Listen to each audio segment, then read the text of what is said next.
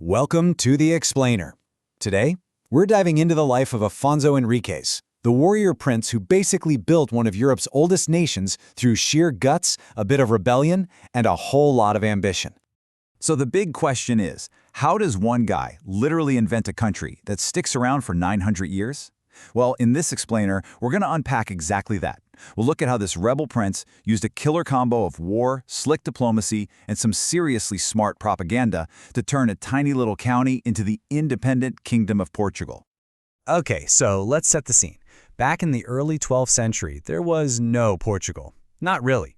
What you had was the county of Portugal, and believe me, its future was totally up in the air.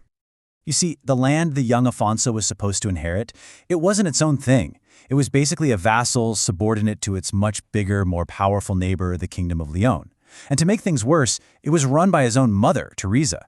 She was tied up, politically and personally, with this powerful Galician noble, which basically meant the county was on the verge of just being swallowed up completely. Any dream of independence, pretty much dead in the water. So before Afonso could even dream of building a kingdom, he had a massive problem right at home. He had to take control from his own family.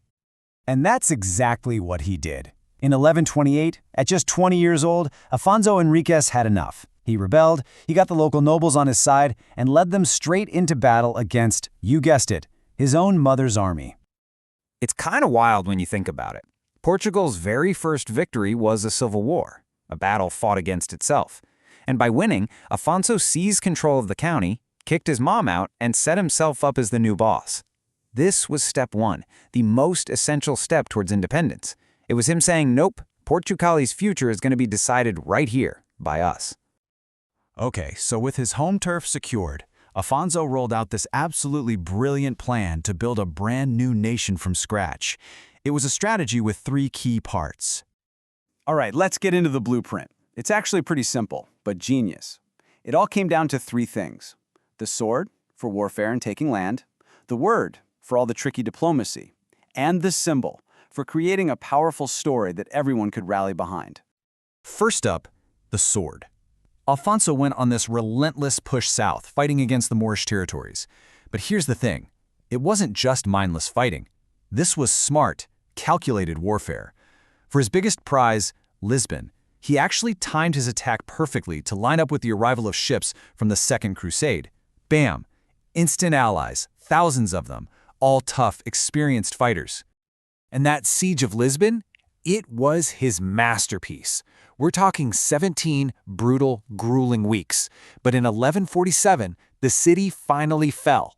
This was a massive win, a huge victory that locked down a super important frontier for his new kingdom. Okay, part two of the plan, the word. See, Afonso was smart enough to know that winning battles wasn't everything. He needed legitimacy on the world stage. So after a big win in 1139, he just started calling himself king. But getting everyone else to call you that took what was basically a 40-year diplomatic marathon to get the final official stamp of approval. And here's where he gets really clever. To get around his cousin, the King of Leon, he made a genius move. He declared himself a direct vassal of the Pope. By pledging loyalty and cash straight to Rome, he was basically leapfrogging the guy next door and taking his case to the highest authority in all of Europe, a total power play. And that brings us to the third key, the symbol. You could say Afonso was a master of propaganda, or maybe nation branding.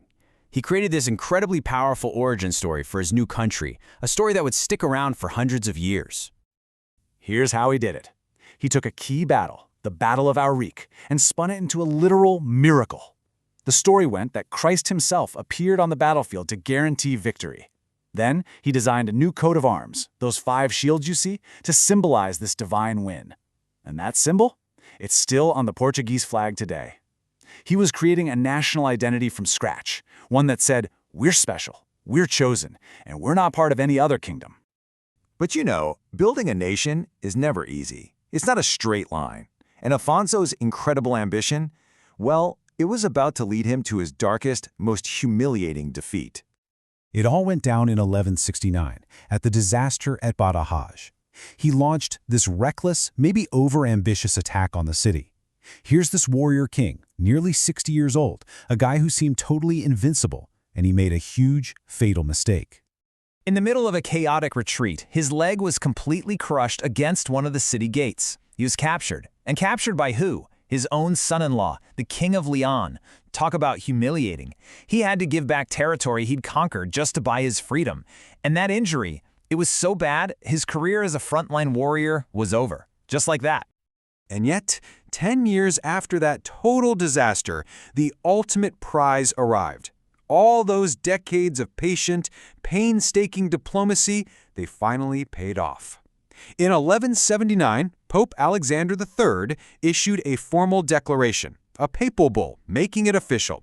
Portugal was an independent kingdom, and Afonso Henriques was its one and only rightful king.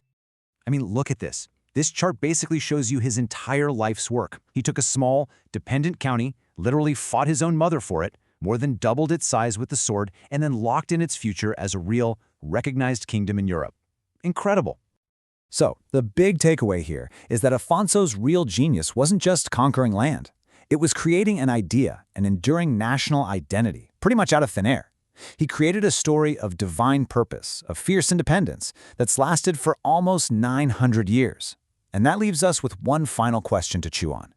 Was his greatest invention the country itself, or the very idea of being Portuguese?